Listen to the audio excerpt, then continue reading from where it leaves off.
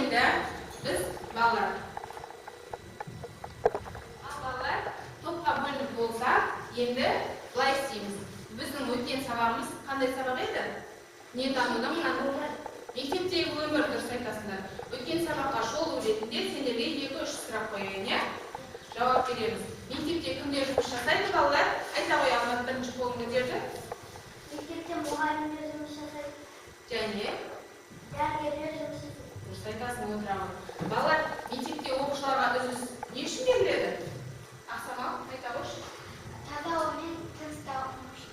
Дұрыс айтасың, таза ауамен тыныстау үшін, демалып, сәл тынық беру үшін үзіс беріледі. Ал біз үзіске шыққанда қалай боламыз?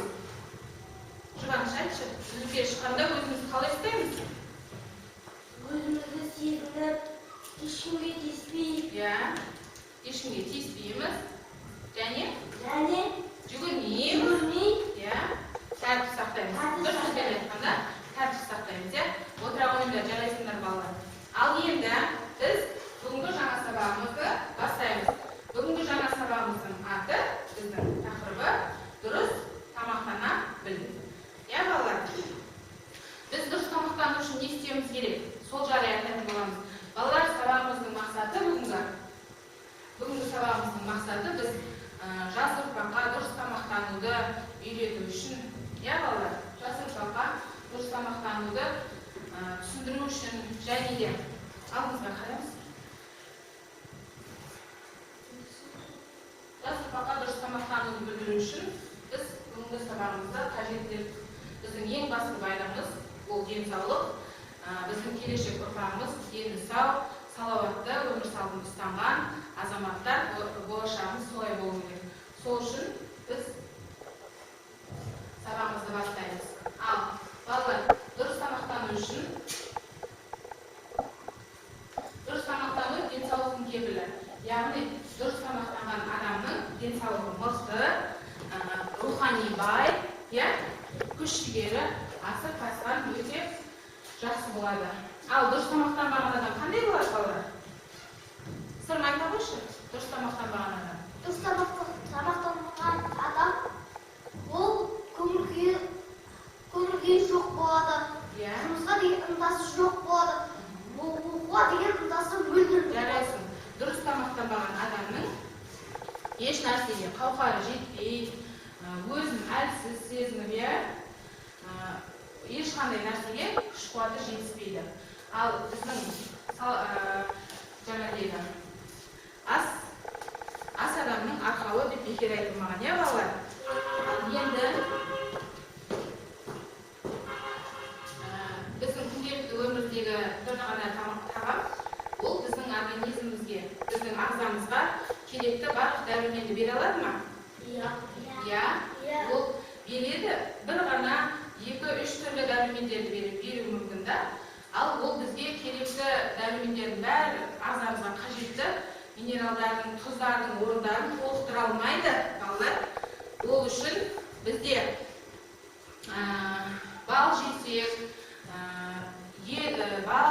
қарақұмық жесек, жүзім жесек, май жесек, біздерде қимыл қозғалысымызға жақсы әсер етеді және де ойлау қабілетімізді арттырады екен. Ал ет жесек, ірімшік жесек, жаңғақтар жесек, біздің күш-қуатымыз тасып, ауруға қарсы тұрады екенбіз, иә? Ал жеміс-жидектер ше? Жеміс-жидектер, көкөністер, бұлар дәрумендерге өте бай.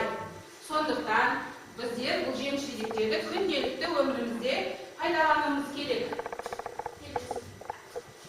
Бүгін сендердің бүгінгі сабақтан алатын сендердің игеріп алатын не болуы мүмкін?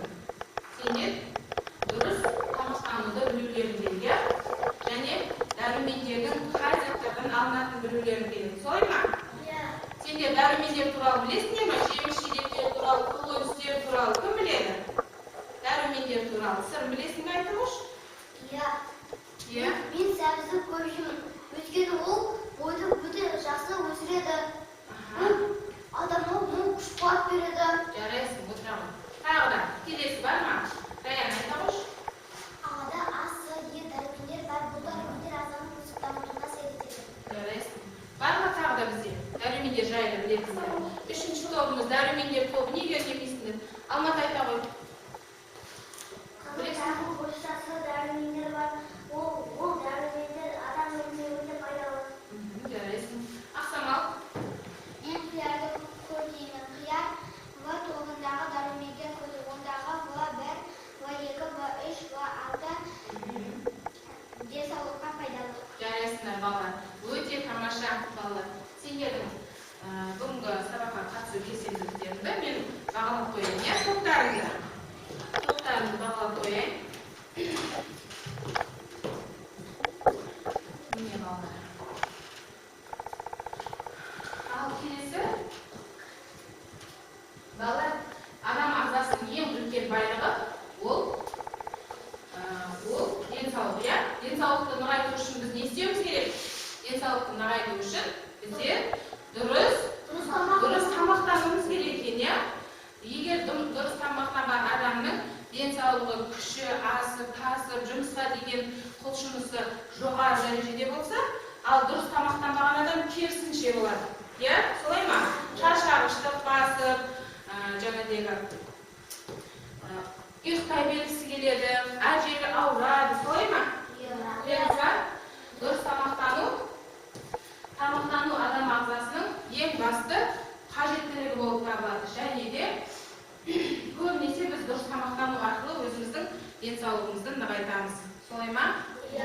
Ал енді біз адам ағзасында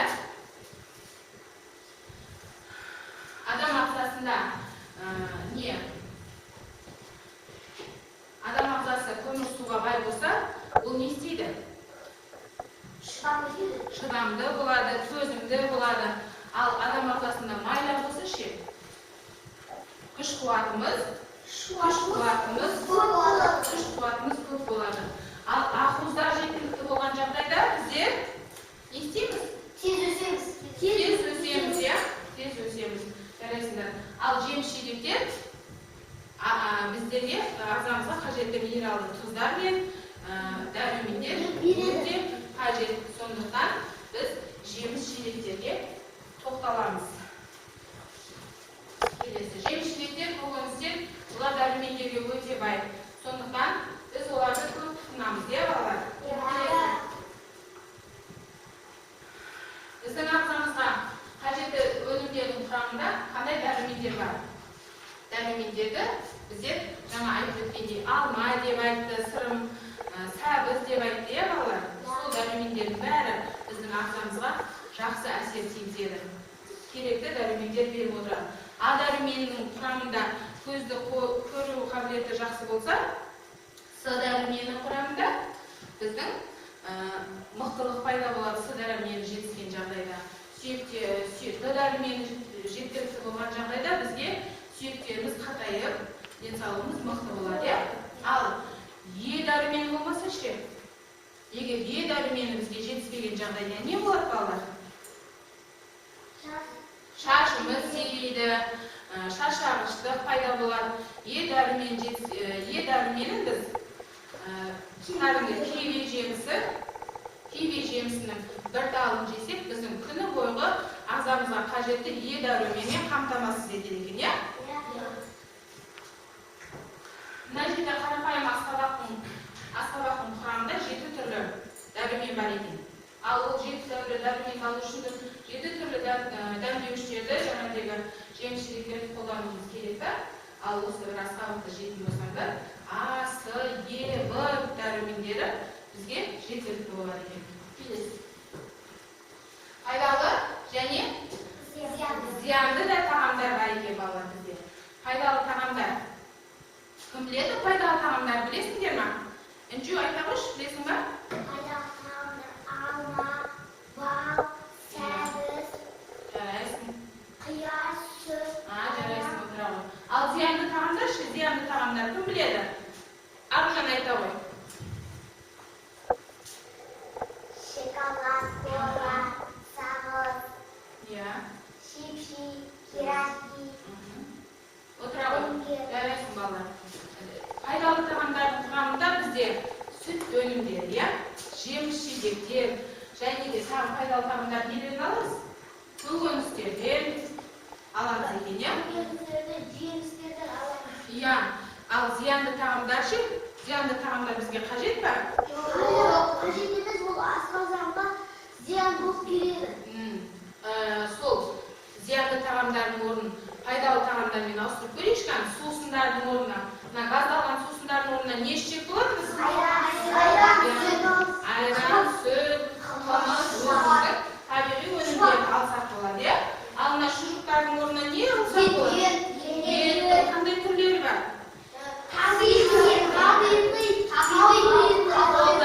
Қолда асыралған, халал, иә, әртүрлі ет болады, иә? Тауық еті болады, балық еті болады, солармен орнын ауыстырып отырсақ болады. Өте жақсы балалар. Сендерге және бағалар өтейді. Топтарына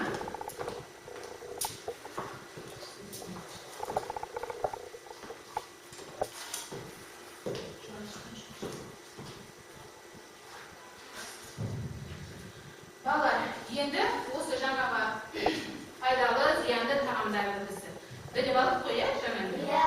Иә, соны енді төртіншісі артық ойынын ойнайық.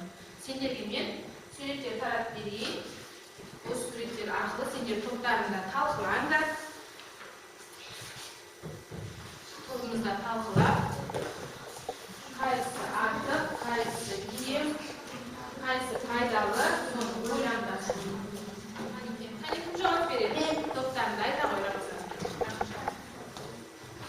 Сүттер, қабат пайдалы, қуырылған картоп, зиян, сүт пайдалы, сәбіз пайдалы.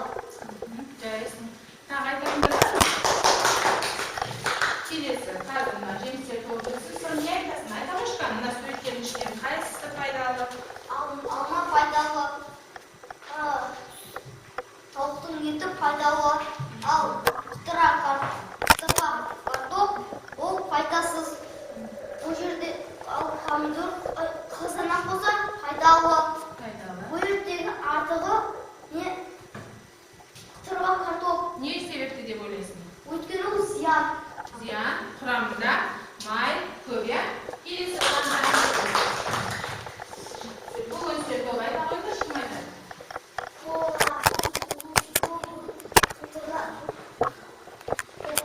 Иә. Бұл жерде артығы қоламен. Иә. Олар неге артық деп ойлайсың? Өйткені ол денсаулыққа зиян. Қоланың құрамында не бар? Газ бар, иә? Келесі, тағы айтатындарың бар ма? Кім бар? Айта қой, Рамазан, айтасың ба? Мармелад, зиян, банан, пайдалы, қияр, пайдалы. Иә. Оның қайсысы пайдасыз деген? Түрлі түсті мармелад. Жарайсың. Түрлі түсті мармеладтар, иә? Оның құрамында гелатин бар екен, иә? Жарайсың. Рамазан. Сендерді бағалап өтейін.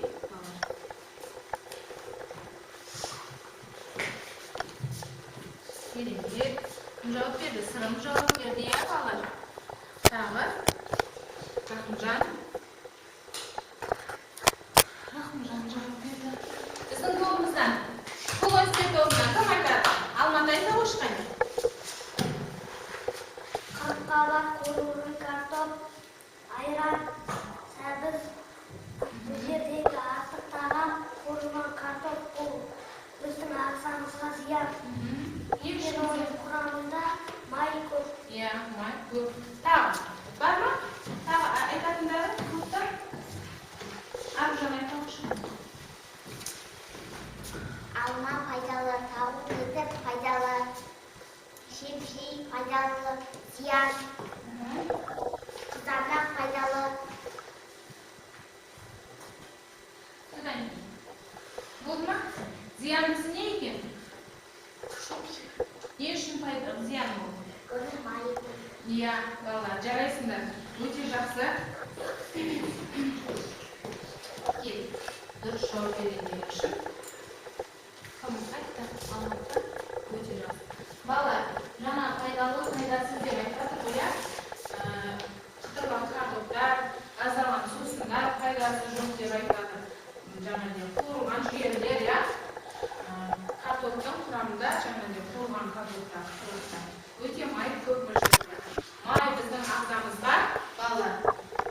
жемейміз.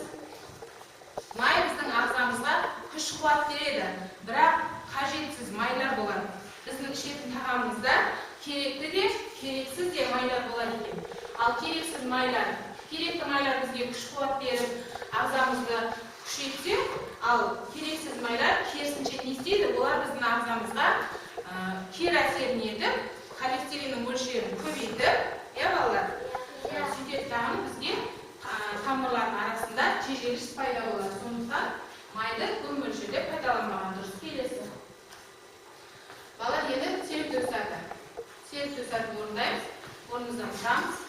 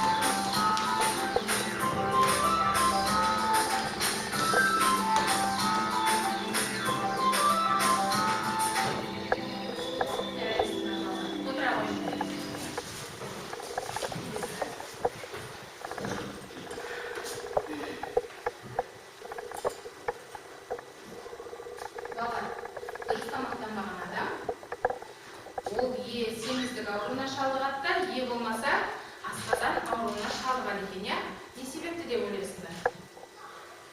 Тамақты, пайдасыз тамақтар жеген себепті. Тамақты орын-орнымен жеу керек. Және де не істеу керек? Пайдалы тағам жеуіміз керек. Мына жердегі балаға қараңдаршы, ол артық салмақтан ауруына ұшыраған. Ал астындағы баланы қараңдар, ұйықтар алдында ауқатқа тойып алсақ не болады? Тамаққа тойып ұйықтасақ, ол асқазан ауруына келеді. Ал осы жерде сендер балалар видео тамашалаңдар, жарай ма? Содан кейін тірі және өлі тағам. Сен менің атым Мадина. Сен таң қаларсың, бірақ тағам тірі және өлі болады екен. Сенің ас үйде екі сөре бар дейді. Бірі тірі тағамдардан бар, оған жемістер, көкөністер, жабықтар, қошқылдар және басқа тамақ түрлері жатады.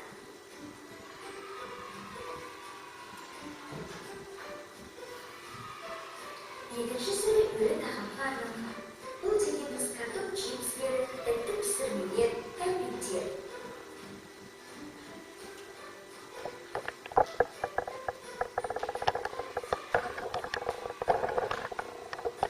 Тірі тағам бізді тірілтеді, ақылды күшті қуатты етеді. Ол бізді жүрек ауруларынан, семіздіктен, диабеттен, қатерлі ісіктерден қорғайды. Тірі тағамда витаминдер, өсімдік талшықтары мен басқа да пайдалы заттектер болады. Оларды ең ыстық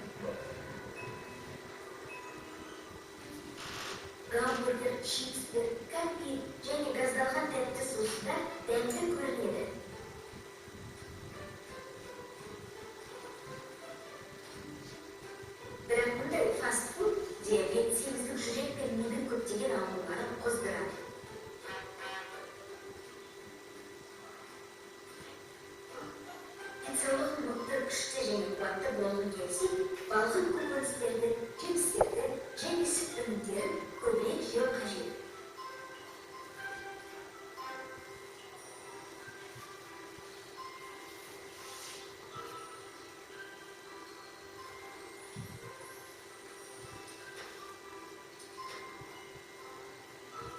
Сау болыңыз. Ал балалар, мына бейнежазбадан біз қандай ой түйдік? Кім айтады? Батырбек, айта қойшы қане. Зиянды тағамдар жемеу керегін, пайдалы тағамдар жеп тұру керек. Кешкі мезгілде көп тамақ жемеу керек. Асқазан ауруынан шалдығу мүмкін. Ал пайдалы тағамдар жесеңіз, денсаулығыңыз мықты, ауруға Жарайсыз, отыра ғой. Тағы кім айтады? Кім бейнежазбадан қандай ой түйді? Рахымжан, Сырым, не дейсің Рахымжан, айтшы. пайдалы тағамдар бізге мол қуат береді. Иә. Отыра ғой. Тағы бар ма? Айта қойшы Сырым. Пайдалы тағамдарды жеу керек, ал зиянды тағамдарды мүлдем жемеу керек деп болдым. Көкөніс сетуына. Ақсам алайса ғой. Не айтасың? Қандай ой түйдің жаңа видеодан? Адам дұрыс тамақтанса, денсаулығы мықты, оқуға деген ынтасы, жұмысқа мықты болады. Жарайсың, отыра ғой. Балалар, тағамның өлі және тірі тағам болып екіге бөлінеді екен, иә? Тірі тағам деп жатқанымыз, мына кәдімгі өзіміздің күнделікті қолданатын жемістерімізді, көкөністерімізді, бұларды тірі тағам дейді екенбіз да, ал түрлі фастфудтарды, иә, жаңа газдалған сусындарды, картоп қытырлықтарын, оларды өлі тағам дейді екенбіз. Олар пайдасыз болғандықтан, ол адамға әуесқой болу үшін оған әртүрлі жаңағы дәмдеуіштер қосып, қызығушылықты арттырып қояды екен, иә? Келесі. Балалар, енді пайдалы және зиянды тағамдарды сәйкестендіру бөліміміздің сабағымыздың мен сендерге мынандай қима қағаздар берейін. Тақтайшамызда бар. Соған барып пайдалы және зиянды тағамдар деген екі бөлімі бар. Соған барып, кім өзінің қайсысын пайдалы деп ойлайды, қайсысын зиянды деп ойлайды, өздері жабыстыра қойды. Бірінші көкөністер тобы бар. Бар. Жабыстыр тез-тез. Боламыз, жемістерді көкөністер босандыршы. Бола ғой, Рамазан.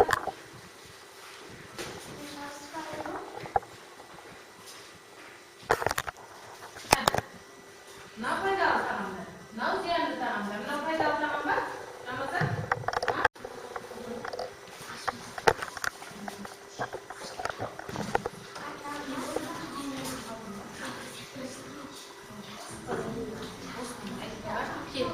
Енді, жемістер тобы келіңдер.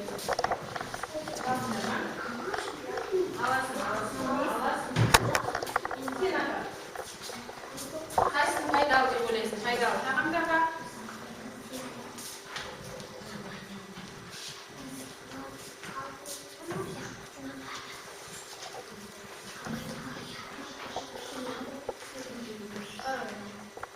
Отыра ғой, кет. Ал көкөніс, дәрумендер тобы келіңдер. Пайдалы зиянды ажыратасыңдар ма? Кет. Саған жоқ па ма? Не қауыс кеттің ғой?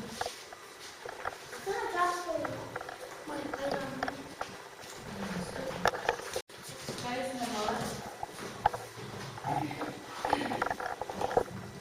Балалар өте. Сіз жабыстырасың, жарай ма?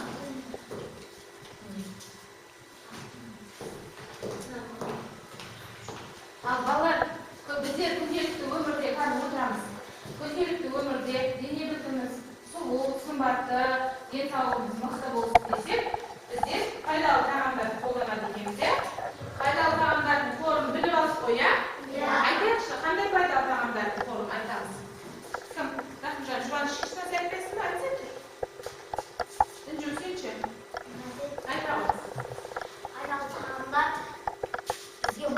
қуат беріп біздің Жоқ, жарайсың, отыр жаңылсың сен. Пайдалы тағамдар деген сүт, айран, көкөністер, жемістер, иә? Тағы нелер кіреді оған? Қымыз, шұбат, иә балалар? Ал зиянды тағамдар деген біз жаңа айтып қой? Иә. чипсы, кока-кола, Орныңыздан тұрып айтайықшы. чипсы, кока-кола, кирашки, сағыз, Иә, кирашки. отыра ғой. Балалар, пайдалы тағамдармен қоса, осы біздің елімізде кең тараған зиянды тағамдар да бар. Олар түрлі фастфудтар, шұжықтар, иә? Ал соны біз күнделікті ас мәзірінен алып тастап, оның орнына зиянды тағамдарды әкеліп қойсақ, денсаулығымыз қандай болады екен? Әлсіз. Денсаулығымыз әлсіз болмайды, денсаулығымыз мықты болады ғой. Зиянды тағамдарды алып тастап, ас мәзіріне пайдалы тағамдарды қосамыз. Қандай боламыз? Күшті боламыз, мықты боламыз. Енді, балалар, қазір біз енді мақалды жалғастыру бөліміне кетеміз. Одан кейін тағы өнер білімге, өмірге байланысты мақал айтсаңдар болады. Дені саудың балалар кезекпен айтайық, да? Дені саудың жаны сау екен, иә? Ал тағы қазан қайнап тұрса, сырмайда қош. Ақыл сайрап тұрады. Жарайсың.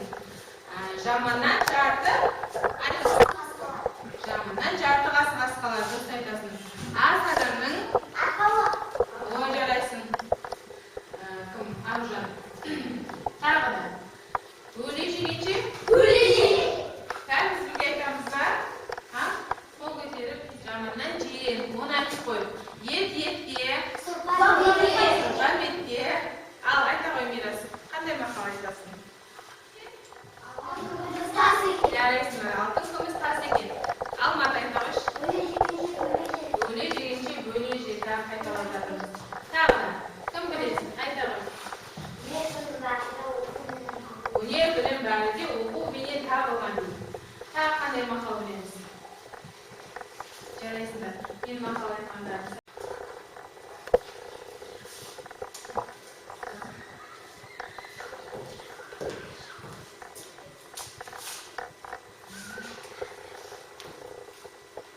Балалар, бүгін не үндемей отырсың?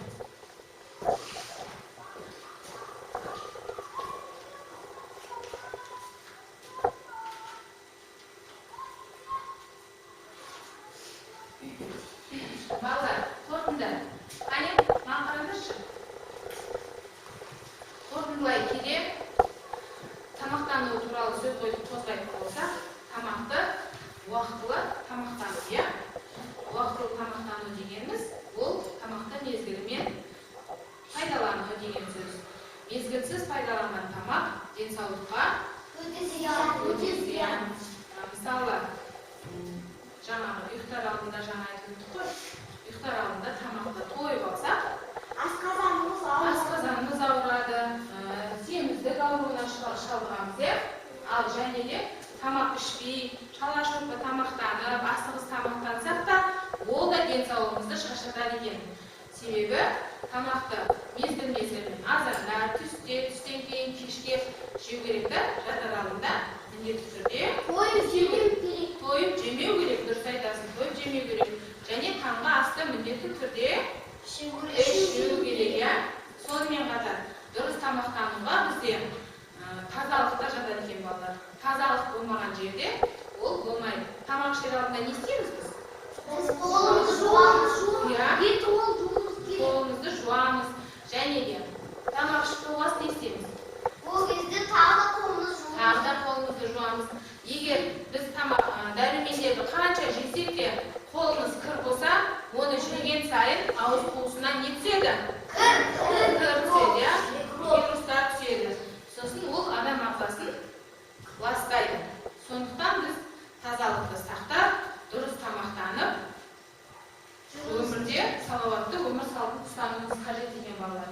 Ал енді келесі кезекте бізде кері байланыс жасаймыз. Балалар, бүгінгі сабақта түсіндіңдер ме? Иә. Түсінбедіңдер түсінесіздер ме? Түсінсеңдер, мына жерде алдарында не бар? Мынадай нелер бар. Міне, арқасында жабыстырғыш бар. Сендерде бар ма? Осындай стикерлер. Тағы бар ма?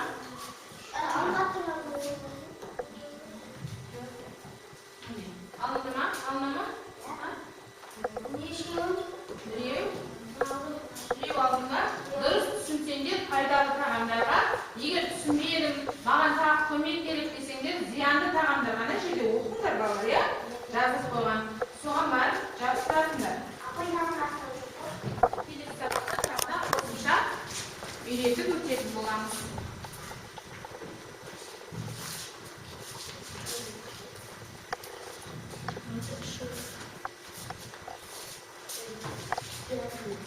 Не болды? Раньше.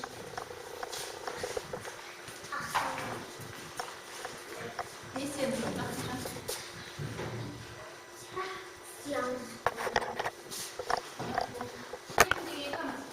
Сен ба? Не түсінбедің? Айта алшы қайын. Айта ғой. Түсінбедің ба? Пайдалы зиянды тағамды түсіндіріп өтетін оқушы бар ма бізде?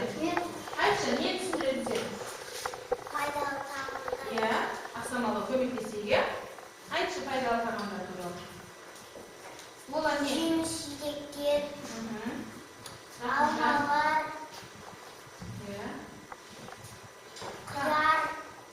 қияр, қызанақ, сүт өнімдері, ет өнімдері, сүттен, мысалы үшін, сүттен неше түрлі бізге пайдалы отыра ғой, өнімдер алынады. Зиянды тағамдарды кім түсіндіреді? Зиянды тағамдарды түсіндіресің ба? Алла түсіндірші зиянды тағамдарды.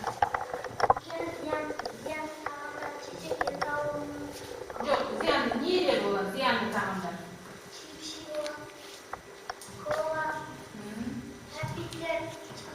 Кәмпиттер, газдалған сусындар, фастфудтар, олар жылдам дайындалатын тағамдарды өте денсаулыққа зиянды тағамдар деп атаймыз. Ақсамал, түсіндің ба енді? Ал балалар қолшапақтар. Балалар өте жақсы. Сендерге бүгінгі сабаққа белсене қатысқандарың үшін қандай сыйлық беремін. Ал ғой.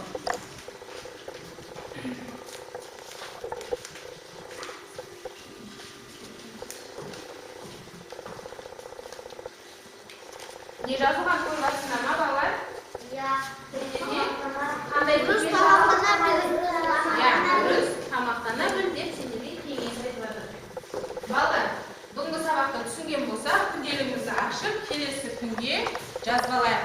Дұрыс тамақтана біл үй жұмысына.